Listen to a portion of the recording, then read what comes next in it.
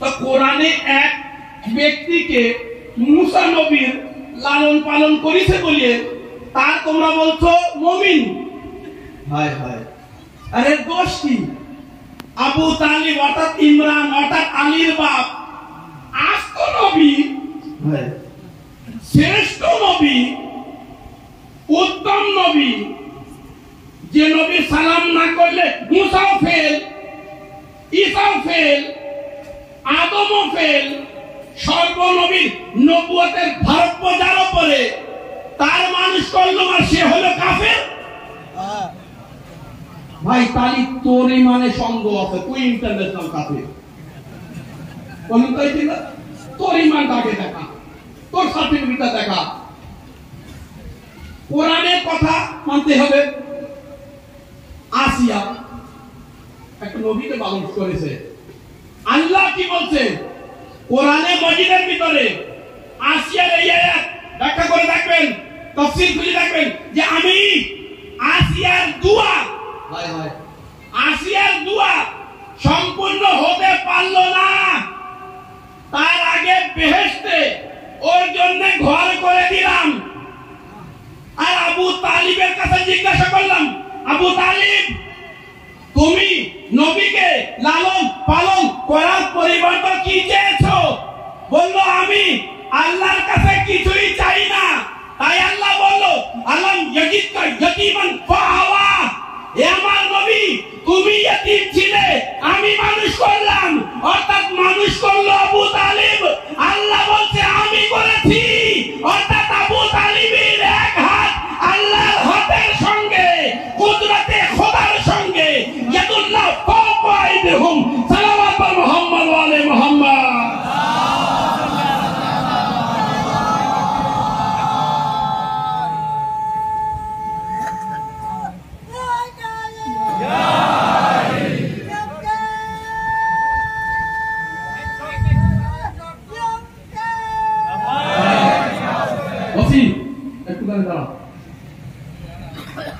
অনেক সময় হয়ে যাচ্ছে তো, এটা ইনসাফ হলো না, সত্যি ইনসাফ হলো না। বলো তাই কি?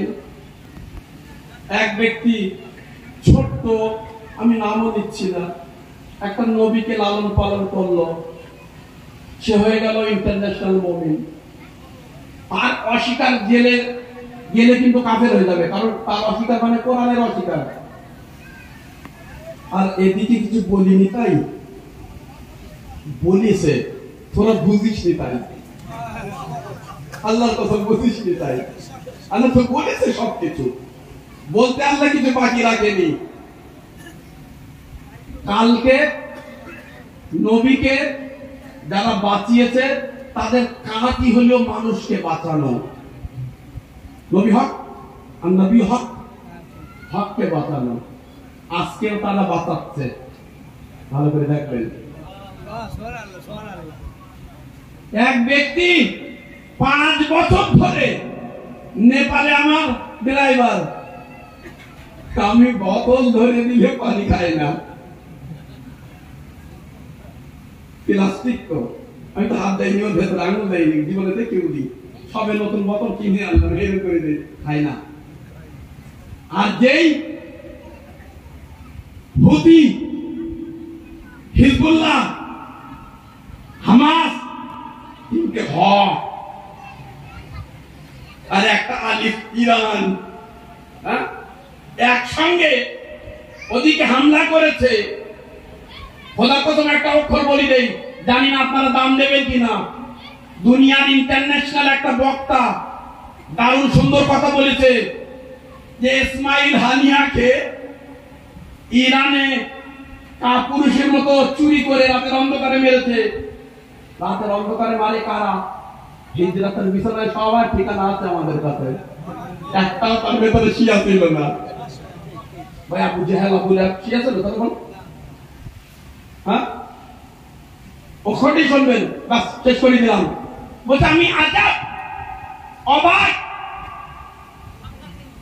56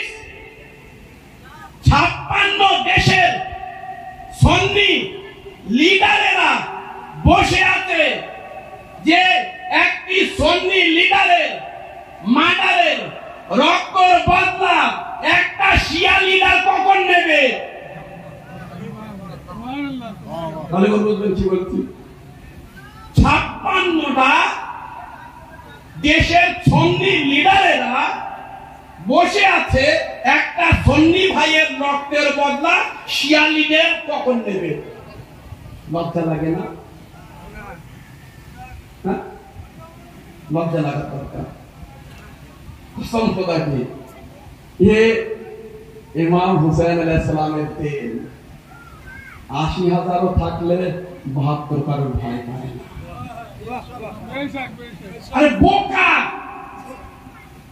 একটা ইসমাইল হানিয়া মেরে তোরা খুব হাসছিস। আমাদের ইমামের জামানাত হলে ইসমাইল হানিয়া ভর্তি। আল্লাহ কসম, ইসমাইল হানি মারা গেছে, তারপরে আবার চলে গিয়েছে সানোয়ার, চারো ডেঞ্জার। এর আগে ঘাম বার হচ্ছিল ইসরায়েলের, মেম্বার থেকে কি বলবো, এখন বাথরুম করছে, রাস্তা বুঝে পাচ্ছে না। আজাদারও এই শক্তি, এই পাওয়ার কি জন্য জানেন? হক। একটু এখন বলি, আমার বেশ সঙ্গে বলেছিলাম, কুল্লু ইয়াউমিন আশুরা, প্রত্যেক দিন কারবালা হয়। কি করিয়ে হয়? আর এটা কেউ বলে ইমাম সাদিকের বাক্য, আর কেউ বলে ওই যুগের কবির বাক্য। তদন্ত করে দেখবেন, ওলামা বসে আছেন, অনেক হিসেব কিছু করে কথা বলতে হয়। কুল্লু ইয়াউমিন আশুরা, প্রত্যেকদিন আশুরা কখন হয়? যখন অন্তরের ভেতরে হোসাইন থাকে। আর এখানে যদি ইয়াজিদ থাকে, কাফের থাকে, শয়তান থাকে, আশুরার দিনও আশুরা না। কি বলেছি বুঝতে পেরেছেন? কুল্লু ইয়াউমিন আশুরা, যদি আপনার বুকের ভিতরে হোসাইন বাস করে, মানে হোসাইনের আদর্শ, তাহলে আপনার জন্য প্রত্যেক দিন আশুরা। কুল্লু আরজিন কারবালা, প্রত্যেক মাটি কারবালার মতো। ওরে খোদারে, মেশের মাটি কারবালার মাটি সমান হয়? আমি অন্য গ্রামের বলি, বা ভাই সব জায়গায় জিতিয়ে করতে, মেশের মাটি কুল্লু আরজিন, তার মানে সব মাটি। চলো, ওই নেপালের মাটি কারবালার মাটি সমান হয়? খালি বললো কেন? হ্যাঁ, প্রত্যেক মাটি কারবালার মতো মাটি। যদি সেই মাটির উপরে যা দাঁড়িয়ে আছে, সে যদি হকের উপরে থাকে, বুঝলেন কি বলেছি? সে যদি অত্যাচারের বিরুদ্ধে সংগ্রাম করে, সে যেখানেই হোক, জাপানেই হোক না কেন, কারবালার সমান। আচ্ছা, দাঁড়ো, মনে রাখবেন, এই স্পিরিট, এই পাওয়ার, এই শক্তি আপনাদের দিয়ে গেছেন। যদি একটু ভালো করে হালটা ধরতে পারেন, যদি একটু নিতে পারেন, খোদার কসম 313 জন লাগে না। 313 গোলাম একা সামনাইয়ের ভয়তে যারা রাস্তা খুঁড়ে বাংকার করে ফেলছে, 313টা সামনায় আসলে কি হবে? 313টা হাসান নাসরুল্লাহ আসলে কি হবে? বুঝলেন? কিন্তু আমি এটা আপনাদের হাসানের জন্য বলছি না, প্রত্যেকের ঈমান হাসান নাসরুল্লাহর মতো হতে হবে। শুধু ও লোকমানের প্রসঙ্গ করে গেলে আমাদের হবে না। আছে কেউ বাংলায় হাসান নাসরুল্লাহর মতো? কেন নেই? কেন? ওরা মানুষ আর আমরা মানুষ না? হ্যাঁ, ওরা ভাত খায়, আমরা ভাত খাই না কেন? এটা একটু চিন্তার বিষয় আছে। ব্যাস, এর বেশি আর মজলিস করলে হবে না, অত্যাচার হয়ে যাবে। অসাধারণ ইমাম হুসেন এইটাই আমাদের বলে গিয়েছেন যে দেখো, আমি শহীদ হয়ে যাচ্ছি, কিন্তু আমি একটা পথ দেখিয়ে যাচ্ছি। কোরআন কে? কোরআন কে? শিম। ইমাম হুসাইন আলাইহিস সালামের মাথা কাটার পরে চিল্লে চিল্লে নেচে নেচে বলেছিল, হুসাইনের গলা কেটে দিয়েছি, এইবার আমরা কোরআন পরিবর্তন করতে পারবো, কোরআন পরিবর্তন করতে পারবো। তার মানে কি জানেন? ওরা হুসাইনের রক্তের পিপাসিত ছিল না, ওদের টার্গেট কোরআন। কিন্তু হুসাইন থাকলে করতে পারবে না, তাই শিমর চিল্লে চিল্লে, এই ইতিহাসে আছে। আমি মিখনাফ ইশারা করে গিয়েছে, যে শিমুর খঞ্জর মারার পরে নিচে ছিল ওই জন্য আমাদেরকে নাচ হারাম বিভিন্ন কারণে, তার ভিতরে একটা নিচে ছিল যে হোসাইনের মেরে ফেলে দিয়েছি, গলা কেটে দিয়েছি, এইবার আমি কোরআন পরিবর্তন করতে পারবো।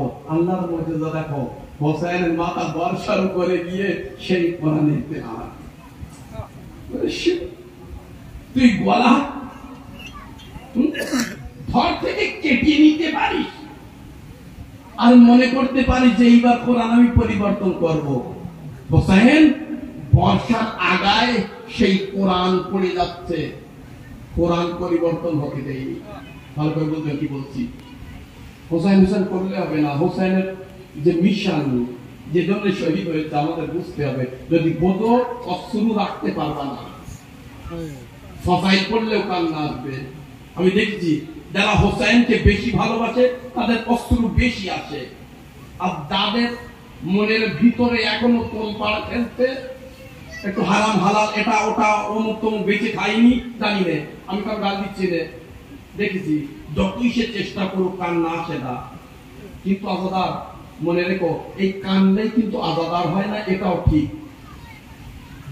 কানলেই যে আজাদার হয় তাইও না, আজাদার হওয়ার জন্য মন লাগবে, ইখলাস লাগবে, খুলুস লাগবে। ইমামে যায়নুল আবেদিন আলাইহিস সালাম যখন বাবার কথা মনে করতো, কানতে কানতে এই অশ্রু তার দাড়ির উপরে পড়ে, বুকের উপরে পড়ে ভেসে যেত। ভালো করে চিন্তা করে দেখবে, ইমাম আপনি এত কাঁদেন কেন? এমন করে তার মুখের দিকে তাকাচ্ছে, সে তো পোকা মানুষ বুঝতে পারেনি। বলছে ইমাম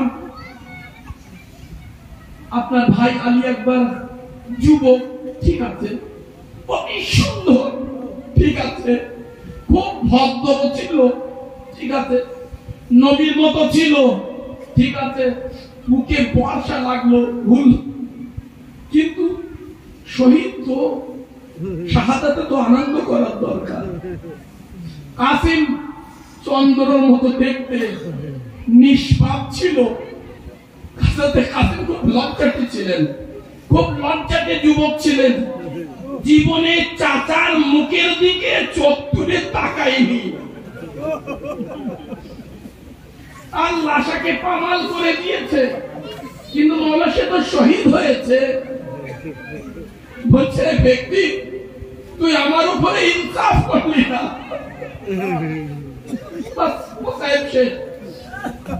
তুই আমার উপরে ইনসাফ করলি না। বলছে আকা কি হলো? বলছে শাহাদাত আমাদের ঘরের মিরাস, আমরা শহীদই হব, কেউ বিষ পান করে আমাদের মেরে দেয়, কেউ বিষাক্ত তীর দিয়ে, কেউ বিষাক্ত খঞ্জর দিয়ে মসজিদে, কিন্তু শাহাদাত আমাদের মিরাস। আমার প্রভুর মাতালে খালি কটু নজরে বাজারে বাজারে ঘোরানো হয়, এটা কি আমাদের পরম্পরা?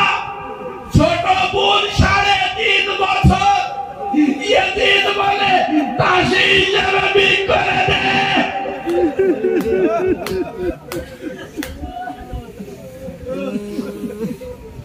হোসেনের মেয়ে মা ফাতেমার নাতিনি, নবীর সন্তান, দাসী হিসেবে ইহুদির হাতে, এটা কি বিচার হলো? জানিস না শামের দরবারে দুঃখিনী সাকিনার একটুকু অপরাধ, হায় বাবা, এদিকে বাবা বলতো, এদিকে চাবুক দিয়ে মারতো। বাস শেষ করলাম, আমার বোন সাকিনা কারাগারের ভেতরে শহীদ হয়েছে, তাকে গোসল দেওয়ার জন্য কেউ নেই। আয় উম্মতি, তাদের জন্য আমার দাদি পেটে পাথর রেখেছে, তার নাতনি সাকিনার জানাজা আরে পড়ে আছে আমার হাতে শিকল, গলায় তো কবরে